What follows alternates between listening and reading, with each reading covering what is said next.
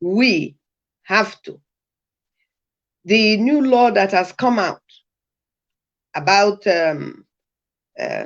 interference with the issues of Christianity, and churches, I won't even discuss any other thing, only to say that as a Christian, this law is against my right to be a Christian. I am not a pastor. I'm not holding the church's bank account. The government have no right. This is oppression. This act, this bill is oppressive against Christians and Christianity and the practice of Christianity, not just in Nigeria, all over the world. People are paying tithes and offering. The good or the bad of it, who uses it, who doesn't use it, whether they're buying an aeroplane or they're building hospitals, is not for me to decide. If I give my offering, nobody has forced me to give offering. If I give my tithes, nobody has forced me to give tithes. That somebody somewhere who does not understand my religion will now decide and bring a bill, a law, a new law into Nigeria 20 years after this democracy has come in, to come and say to me that they can now change the members of the board of directors or board of whatever of my church, is oppressive, is unacceptable. God will fight his battle, yes, but he sees our hearts too. Jesus said, if you deny me, I will deny you before my Father. These are the things.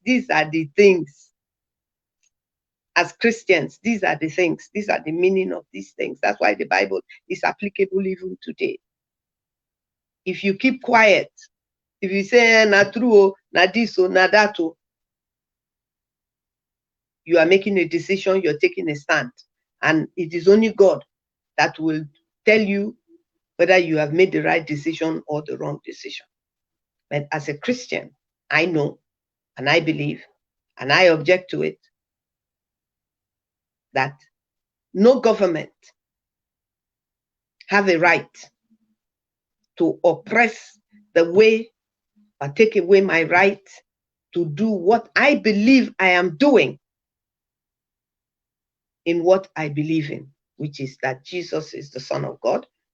He came down, he died for us. 3 days later, he was raised from the dead by the Holy Spirit, and he's in heaven, seated at the right hand of God Almighty. We will know when we get there, but right now, I believe it to be so. So that is one aspect. I'm rounding up now. The other aspect of it is that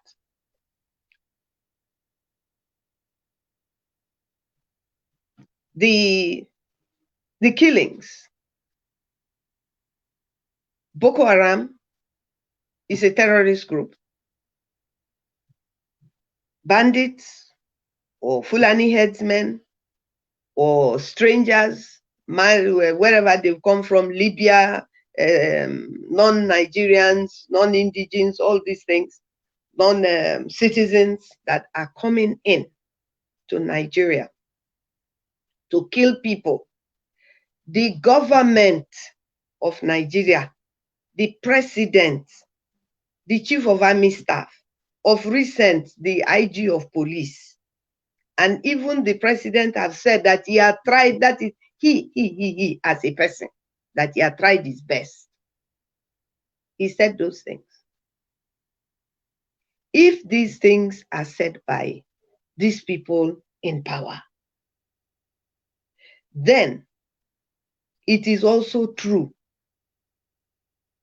that the killings that are going on are planned and they are being carried out strategically. And the plan is not going to end at the Asaba end of the River Niger. It will cross. It has crossed. There is no community today in the southern part of Nigeria or in the Bray states where you do not have strangers in your community. The law says Nigerians can live anywhere they want. The question is, these people that are in your community, are they Nigerians? That is the question. Are they Nigerians? If they are Nigerians, what's their local government area? Where do they come from? Which state do they come from? Which local government do they come from? If they are Nigerians. And how do we prove it? You just can't come to Abonima and come and tell me that you're a Nigerian and I should move, let you build a house near to my house. It's not your land. It's not your land. There is no law in the Constitution that gives you that right to say that because you're a Nigerian, you come to Abonima, then I must give you a piece of land to build because you're a Nigerian, then you will stay there. There is no law that says so. My people, I'm asking you, this one too, are we expecting that it is all the politicians that will do? They will not do anything. Oh. The politicians that you're seeing, they will not do anything. Look at what is happening in Edo State today. It's Edo people's issue, I agree. But Edo is in the Niger Delta. I'm not claiming Edo people to be what I want them to be. They are who they are. But they are in the same geographical area, whatever. If they don't want to be identified as Niger Delta people, then they are not Niger Delta people. They are Shakiri people, Robo people, whatever, in Edo State or Delta State or River State or whatever. But I know who I am. I'm an Ijo person. I can never be any other thing but Ijo. I'm from Kalabari clan. I can never be anything but Kalabari clan. I'm from Abonima. I can never be anything but Abonima. From Abonima. Even if I'm no longer on that land, God forbid, I will still be an Abonima daughter. I will still be an Ijo daughter. I will still be a Kalabari daughter. So, I have believed it that I am who I am. I didn't create myself. I didn't. I am who I am because that is who God have decided that I am. I will not allow anybody for any reason, political, Nigeria, anything, to tell me otherwise. I am who I am. I expect that everybody will see this as their right. It's a birthright. It's a birthright. Who you are is a birthright. That is why the NGO I run is called Agape Birthright. Because agape is the love of God. And the love of God is a birthright. That's a story for another day, but that's the inspiration I was given for that organization. And so on Sunday, the story came out that members of IPOB, the organization headed by Mazi Nnamdi Kanu, that say they want the Republic of Biafra, which they have a right to, and which everybody who wants their own to should support them to exercise that right that they have. It's the same thing they are doing. They are calling Fulani people from outside of Nigeria to come into Nigeria and take over Nigeria. And here are a people who are originally Nigerians, but are identified by ethnic nationality as Ndigo, who say a section of them, headed by a section, is saying this is what they want. They are not armed. Then you say they are illegal. They go to church. Some of them are practicing Judaism. Some of them are Christians. The story is they went to church. They are holding a church service or meeting or whatever. They were not on the streets. How do you get about to killing them? Whether it's one person or 100 persons. How do you get to kill them? Why do you kill them? And the people say they want to go. You won't let them go. Now, you have strangers that are coming in to kill people in their homeland, in their ancestral homeland.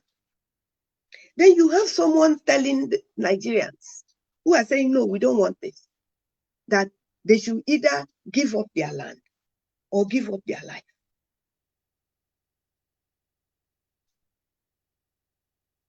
I'm calling on everybody that is living and breathing, that what you are doing by keeping quiet on any issue, whether it concerns you or it doesn't concern you, as long as a human being is being oppressed or killed for either his religion or his land, whether he is in the Middle Belt, Southern Kaduna, anywhere he is, whether he is saying he does not want to be part of a place anymore, and you are not part of those people saying no, you must be part of the people that are saying they have a right to this. The same way I have a right to say that if this country is not going to be run in this manner and in this manner, then allow us to run it ourselves the way, the little area we have. We are states. Why can't states be the ones to make their decisions for themselves? If the resources in River State that comes from the communities are allowed to stay in River State, River State will be better than it is today. Yes, they will steal it, but they will only steal it because you will allow them to. If Kola, Soku are allowed to keep their oil and sell it to who they want, if they want schools, they will build it. Yes. If they want hospital, they will build it. After all, Gaddafi had oil, and he used the oil to improve the lives of his people. They had housing. They have social welfare, free education. All of these things were free. And yet, we have people who own oil wells, men and women. Some of them have never, if not all of them, set foot where their so-called oil well that they took from us with the stroke of a pen is. They've never been there. They don't use it to help our people. They help their people, if at all. I don't know. It's not my business. The one that concerns me is my own. And yet, there is somebody who will come and take oil from Niger Delta and go and refine it in Lagos. It's one Nigeria. And then we have some Niger Delta people who now believe that there is a local content, and so they will get job through local content. Who will give you the job? When the oil has left Niger Delta to be refined in Lagos, who will give you the job? They will come and offer you job here. As what? As cleaner? As driver? As what now? When the oil is your own. And that is why I say to my people, Niger Delta people, who think they are in oil and gas, you're not in oil and gas. Please, You're not in oil and gas. You're working for people who have come to take your oil and your gas. You're not doing oil and gas. Look at the percentage you have. One man is building that refinery. If you bring all the Niger Delta people, men and women that claim that they think they're doing oil and gas business, if you bring all of them together, they cannot have enough money to build 650 whatever capacity refinery in Lagos. They can't do it because they don't have the money, because they don't have the capacity. So my people of Niger Delta, I know that I have discussed quite a few things. The highlight of what I've discussed today is a situation where Zamfara owns 100% of the gold that they are mining. And Niger Delta thinks they are getting 13% of the oil and gas in the region. We are talking about Christians being killed. We're talking about people being dispossessed of their land. We're talking about lack of development in our area. We're talking about our political representatives not representing us. Well, whether you like it, you don't like it, you won't like me, it's okay, but I will still say what I'm saying. The people who are in government, the politicians who are representing us,